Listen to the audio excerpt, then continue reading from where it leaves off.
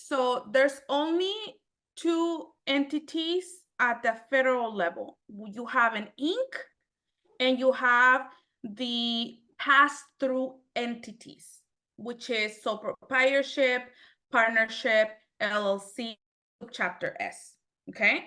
So when you're an Inc., you're supposed to file taxes for the corporate and then separate for your personal.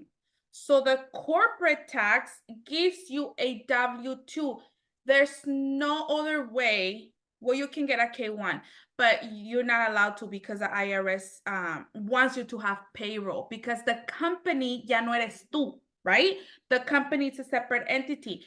So you have to file the taxes de la Inc. and then you get your W-2. Lo que le queda de ganancia, let's say you made $1 million y te quedaron 50,000.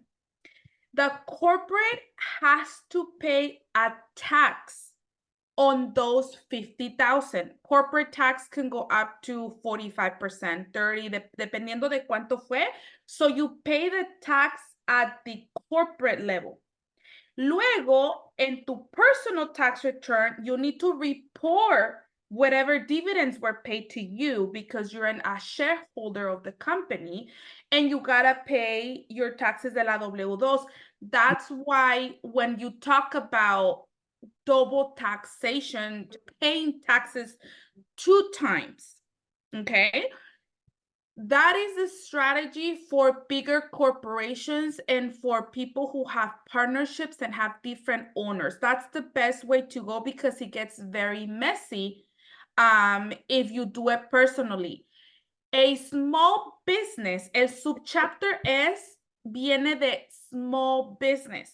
So you did the application with the IRS and you told them, listen, I have less than 100 shareholders. It's only me.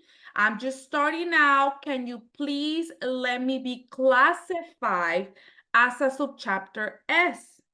And then the IRS process your application, they approve you y te mandaron la forma that you're classified as a small business.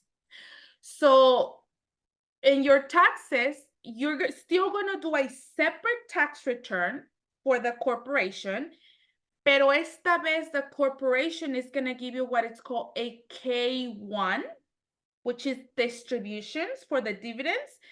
Y esa K-1 te la traes a tu personal tax return with no tax.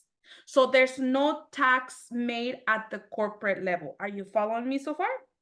Okay. So now let's say you were left with 50K.